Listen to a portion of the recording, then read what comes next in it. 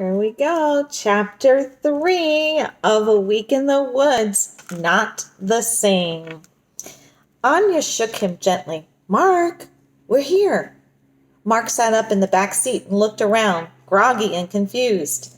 Then he climbed out, but he didn't follow Anya toward the door on the far side of the garage. Instead, he walked to the back of the car. He stood on the concrete just inside the garage, blinking his eyes as he adjusted to the late afternoon light. Looking around, Mark thought maybe they'd driven to a different planet. The storm that had promised 1 inch of snow for his old home had dropped 8 inches onto his new one. His eyes followed the deep tire tracks in the new snow. The twin ribbons marked the narrow roadway that stretched across a field and into a distant stand of pines. Closer to the house, the driveway ran between 2 fenced pastures, and every 15 feet or so, a pair of tall sticks had been stuck into the ground on either side to help drivers when the snow got deep. Like today, the snow had been plowed up high on both sides of the road, evidence of previous snowstorms. Looking to his right, Mark saw the front of the original house. The realtor's brochure had said the old part of the house had been finished in 1798. The new part had been finished about 2 weeks ago. 5 new bedrooms, 4 new bathrooms, a big family room, a full office suite, an exercise room, an indoor lap pool, and a 3-car garage, plus a separate living area for Leon and Anya. The new part of the house was almost 3 times larger than the original, but it didn't look that way, except for the garage. The additions had been built onto the back of the house and extended downward along the slope of the land. The only way to see the true size of the place was to walk all the way around it. A gust of wind swirled some powdery snow down from the roof of the garage. Mark shivered, and as if she'd seen him, Anya stuck her head out of the mudroom door and called, "Too cold, Mark! Come get your coat and hat!" Mark stood staring out at the snow another minute or two, then turned and walked slowly across the polished concrete floor to the back door. When he came into the kitchen, Anya said, "I'm going to make us a quick supper. Your coat is in the closet there behind you. Back inside in 15 minutes, okay?" Mark said, "I'm not going out," and turned away from her to look around the room. Like the house, the kitchen was part old and part new. On the old side, Leon had already built a fire. The huge fireplace was like a little room made of stone and mortar. Mark could have walked all the way into it. There was even a small granite bench built into one side of it. A heavy copper pot hung from an iron hook above the andirons, a reminder that this fireplace had once been the center of the kitchen. Mark went out through the low doorway and wandered through the dining room, then a study, and a small sitting room. The ceilings were low and the walls were painted in deep greens and blues. There were old-fashioned chairs and tables with braided rugs covering the wide floorboards. All the lamps had bulbs shaped like candle flames. Everything tilted, floors, walls, and ceilings, and the rooms felt cramped and dark. The small windows didn't let in much light. Mark studied the thick shutters to the right and left of each window. They weren't like the shutters in their family room in Scarsdale. These shutters were solid wood with broad iron hinges and sturdy latches. They weren't there to look nice or to give a little privacy. These shutters had been made to keep things out. The old living room had another huge fireplace, though not as deep as the one in the kitchen. This one was made of brick with a broad wooden mantel. Mark went to the tall cabinet built into the wall on the left side of the fireplace and pulled the door open.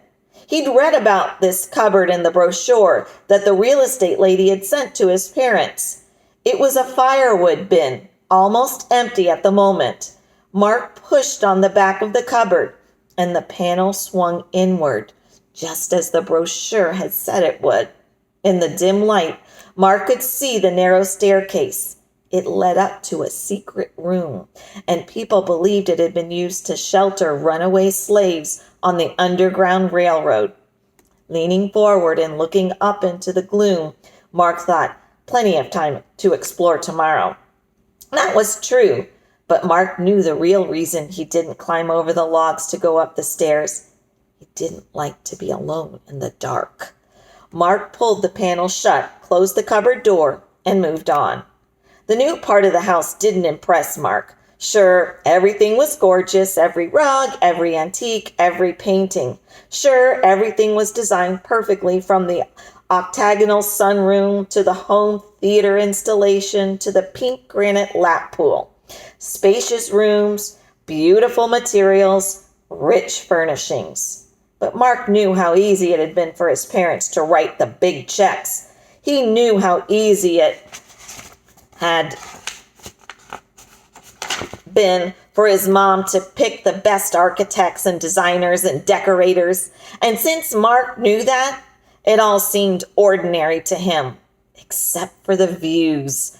Mark had no defense against the beauty of nature. The house was perched in the middle of a large upland meadow with stunning views in every direction. The architect had made sure that each oversized window was placed for maximum impact.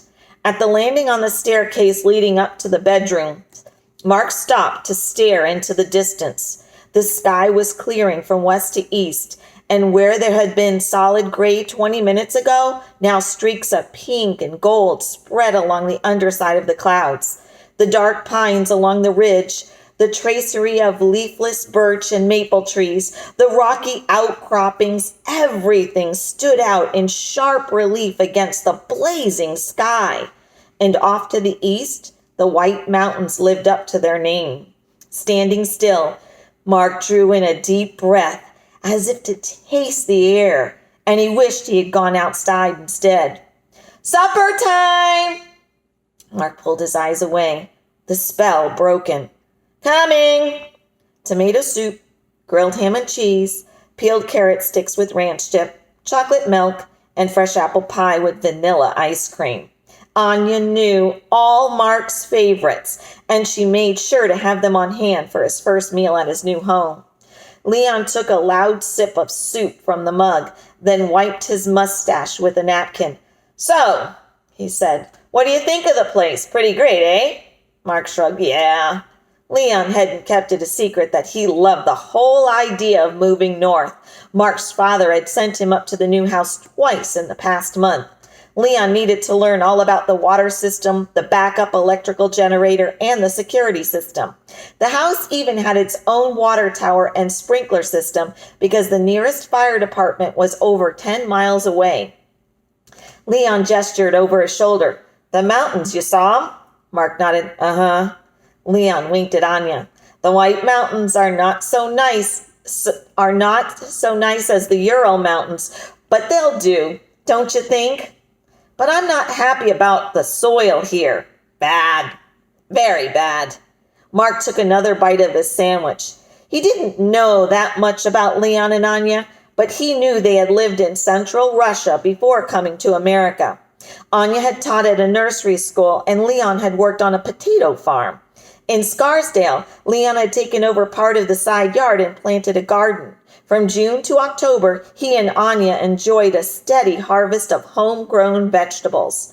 After supper, Leon smiled at Mark and said, "Come on, I'll show you our new apartment." Through a door at the rear of the kitchen, a short stairway went down to a small living room with 2 easy chairs, a couch, and a pair of end tables. Nothing fancy, but comfortable and homey. Leon pointed to his pride and joy, his big screen TV. "See? 112 channels now. Satellite. Very clear." Mark nodded. "Great." There was a small kitchen off the living room with a simple wooden table and 2 chairs. There was a bathroom, a roomy bedroom, and like the rest of the addition, everything was fresh and new. The views from these windows were not as broad as the ones from the upper level, but the scenery was just as dramatic. The sunset was past now, and it was dark enough to see a few faint stars above a snowy hilltop to the east. Anya came down the stairs, and Leon went to meet her, putting out his hand and bowing like a fancy gentleman. "Welcome to your castle, my lady." Anya smiled shyly and said, "Don't be foolish, Leon." Mark felt awkward, like a stranger in their home. He said, "I'm pretty tired." He turned and trotted up the stairs, and he didn't answer when they both called good night after him. Mark found his room. They had done what he had told them to. Same bed, same bedspread and drapes, same carpets and bookcases, same desk and dresser. And he could tell Anya had tried to arrange his stuff just like it had been last week. But it wasn't the same. Nothing was the same. Mark lay down on his bed. He didn't even take off his shoes. He pulled his old down comforter up around his chin and lay still, staring at the perfectly smooth ceiling in his new room. An hour or so later, his eyes closed, and he fell asleep with the lights on.